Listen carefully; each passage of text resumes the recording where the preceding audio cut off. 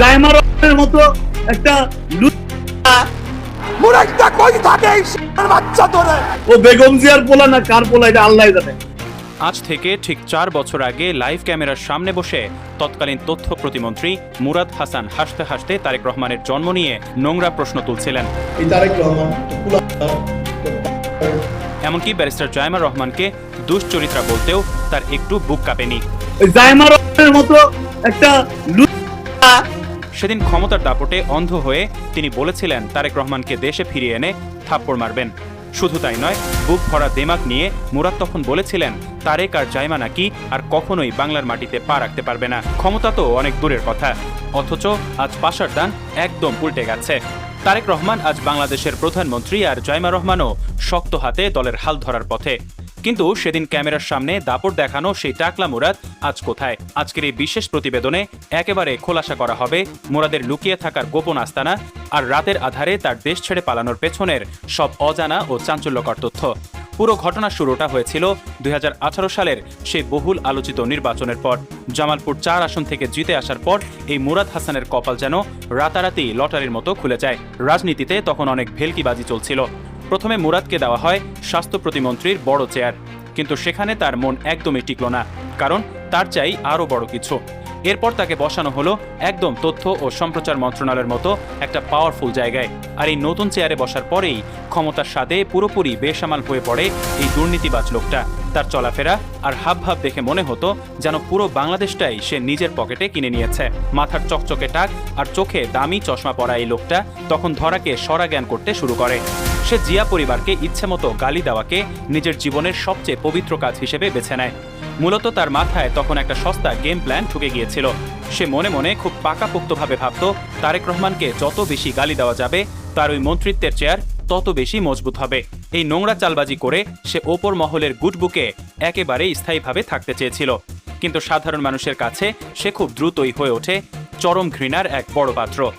তার গলাবাজি আর দাপট দেখে পাড়ার মোড়ের চায়ের দোকানের আড্ডায় সাধারণ মানুষ রীতিমতো বিরক্ত হয়ে উঠত। মানুষের গা পিত্তি জ্বলে যেত তার কথা শুনে। এমনকি মুরাদ টেলিভিশনের পর্দায় আসলেই মানুষ চ্যানেল পাল্টে দিত। তবুও তার কোনো হুঁশ ছিল না, কারণ দেমাগে তখন তার মাটিতে পা পড়ত না। সে ভাবত তার মাথার উপর এমন শক্ত হাত আছে যা তাকে সারা জীবন যে কোনো বিপদ থেকে বাঁচিয়ে রাখবে, তাকে কেউ ছুঁতেও পারবে না। তবে এই কালপ্রিট লোকটা শুধু রাজনৈতিক বিরোধিতার মাঝেই থেমে থাকেনি। তার ভেতরে লুকিয়ে থাকা এক মারাত্মক বিকৃতি মানসিকতা আস্তে আস্তে সবার সামনে একদম পরিষ্কারভাবে আসতে শুরু করে। একজন দায়িত্বশীল মন্ত্রী হয়েও সে নারীদের নিয়ে যে জঘন্য ভাষার কথা বলতো তা শুনে রাস্তার বখাটেরাও হয়তো লজ্জায় লাল হয়ে যেত। সাবেক প্রধানমন্ত্রী দেশনেত্রী বেগম খালেদা জিয়াকে নিয়ে সে দিনের পর দিন অত্যন্ত নোংরা কথা বলে গেছে কোনো রকম সম্মান না দেখিয়ে। তবে তারই বেয়াদবির চূড়ান্ত সীমা পার হয়ে যায় যখন সে সরাসরি ব্যারিস্টার জাইমা রহমানকে টার্গেট করে বসে। জাইমা রহমানের মতো একজন উচ্চশিক্ষিত এবং অত্যন্ত মার্জিত মেয়েকে নিয়ে সে সোশ্যাল মিডিয়ায় লাইভে এসে একেবারে জঘন্য আর নোংরা সব কথা বলতে শুরু করে দেয়। শুধু তাই নয়, একটা লাইভ অনুষ্ঠানে জাইমাকে নিয়ে সে এমন সব শব্দ মুখে এনেছিল যা কোনো সুস্থ মাথার মানুষ স্বপ্নেও চিন্তাও করতে পারে না। তার সেই কথাগুলো এতই জঘন্য আর নিচু মানের ছিল যে খোদ তার নিজের দলের অনেক বড় বড় এবং পুরনো নেতারাও লজ্জায় মুখ লুকিয়েছিলেন। তখন তারা ভালো করেই বুঝতে পারছিলেন এই লোকটা পুরো দলের মুখে রীতিমতো চুনকালি মাখাচ্ছে। দলের ভেতরও তাকে নিয়ে কানাঘুষা শুরু হয়ে গিয়েছিল। কিন্তু মুরাদ তখন ক্ষমতার নেশায় এতই অন্ধ যে কারো ভালো কথাই সে কানে তুলছিল না। সে নিজের মনে ভেবেছিল এই নোংরামি করে সে হয়তো বিরাট কোনো বাজিমাত করে ফেলেছে। আসলে সে একটুও বুঝতে পারেনি যে সে নিজের পায়ে নিজেই বিশাল এক কুড়াল মারছে। সাধারণ মানুষের মনে তার প্রতি যে ক্ষোভ তৈরি হচ্ছিল সেটা সামলানোর মতো তার কখনোই ছিল না। কথায় বলে পাপের ঘোড়া একদিন ঠিকই পূর্ণ হয়। আর এই টাকলা মুরাদের ক্ষেত্রেও একদম অক্ষরে অক্ষরে সেটাই ঘটেছিল। ক্ষমতার গরমে সে এতটাই অন্ধ হয়ে গিয়েছিল যে সমাজের নিচু তলার মানুষদের সে মানুষ বলেই গুনত না। তার চোখে সাধারণ খেটে খাওয়া মানুষ ছিল একদম পোকামাকড়ের মতো। তার এই জঘন্য অহংকারের শিকার হয়েছিলেন একজন সাধারণ সিকিউরিটি গার্ডও। সামান্য এক ঘটনায় নিজের উগ্র মেজাজ আর ফুটানি দেখাতে গিয়ে সেই গরিব গার্ডকে সে একেবারে বেদম মারধর করে বসেছিল। আর ঠিক এই জায়গা থেকেই তার পতনের ঘণ্টা জোরে সোরে বাজতে শুরু করে। এই মারধরের ঘটনার পর তার নামে সরাসরি মামলা দায়ের হয়ে যায়। আদালত থেকে তার বিরুদ্ধে সোজা গ্রেপ্তারি পরোয়ানা জারি করা হয়। এরপরই পুরো দৃশ্যপট একদম জাদুর মতো পাল্টাতে শুরু করে। বিশেষ করে 2024 সালের 5 আগস্টের পর দেশের পরিস্থিতি যখন চোখের পলকে পুরো পাল্টে যায়, তখন এই বাঘের মতো গর্জন করা লোকটা নিমিষেই একেবারে ভেজা বেড়াল হয়ে যায়। নিজের পিঠ বাঁচানোর জন্য সে ইঁদুরের মতো গর্তে লুকায়।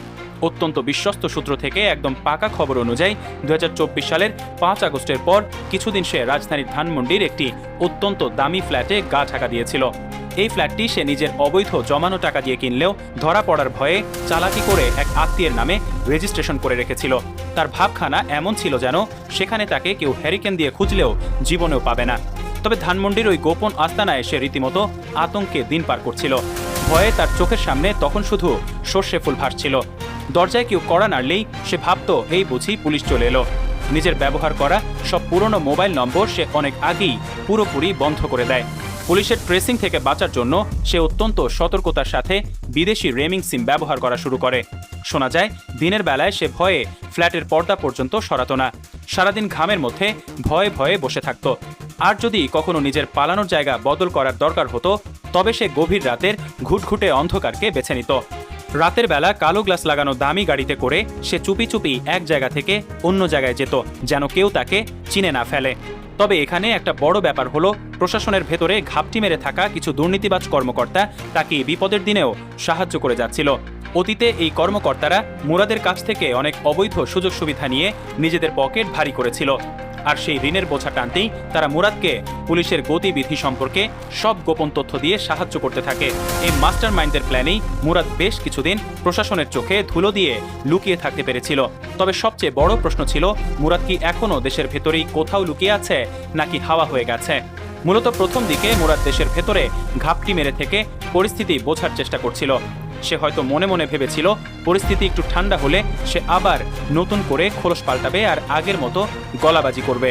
কিন্তু যখন সে খুব ভালো করে বুঝতে পারল যে তাকে কেউ আর বাঁচাতে আসবে না এবং তার সব সাজানো গুটি একেবারে লেজে গোবরে হয়ে গেছে, এরপরেই সে লেজ গুটিয়ে পালানোর চূড়ান্ত সিদ্ধান্ত নেয়। সর্বশেষ পাওয়া পাকা খবর থেকে জানা যায়, এই কালপ্রিট লোকটা রাতের আধারে অবৈধ পথে সীমান্ত পার হয়ে ভারত চলে গেছে। তার এই পালানোর দৃশ্যটা একবার ভাবলেই পরিষ্কার হয়ে যায় যে ক্ষমতার দাপট আসলে কতটা ঠুনকো একটা জিনিস। যে লোকটা একদিন লাইভ ক্যামেরার সামনে বসে বড় বড় গলায় আওয়াজ করত, সে কিনা রাতের অন্ধকারে চোরের মতো মুখ লুকিয়ে বর্ডার পার হয়েছে। জানা যায় ভারতে আশ্রয় নেওয়ার পর সেখান থেকেও সে অন্য কোনো দেশে পালানোর জন্য এখন মরিয়া হয়ে চেষ্টা চালিয়ে যাচ্ছে। সময়ের জবাব যে কতটা ভয়ঙ্কর হতে পারে, মুরাদ টাকলার বর্তমান করুণ পরিণতি তার সবচেয়ে বড় আর জলজ্যান্ত প্রমাণ। যে তারেক রহমানকে সে দেশে ফিরিয়ে এনে নিজের হাতে থাপ্পড় মেরে সাইজ করার খোয়াব দেখত, আজ সেই তারেক রহমানই বাংলাদেশের প্রধানমন্ত্রী হিসেবে মাথা উঁচু করে দাঁড়িয়ে আছেন। গত ডিসেম্বরে তারেক রহমান তার পরিবার সহ দেশনেত্রী বেগম খালেদা জিয়াকে দেখতে দেশে ফিরে আসেন। এরপর 30 ডিসেম্বর বেগম জিয়ার মৃত্যুর পর পুরো দেশের রাজনীতিতে এক নতুন মোড় আসে।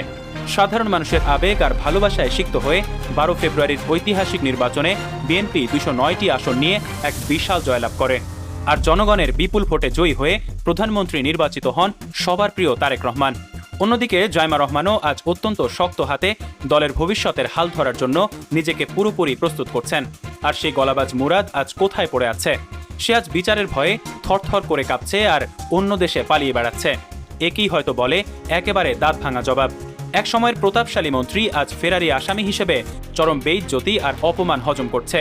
বাংলার মানুষ আজ নিজের চোখে দেখছে কিভাবে একজন অহংকারীকে ইতিহাস মাটিতে ধরাশায়ী করে দেয়। এই উচিত শিক্ষা আর ঝামা ঘষা পরিণতি প্রমাণ করে যে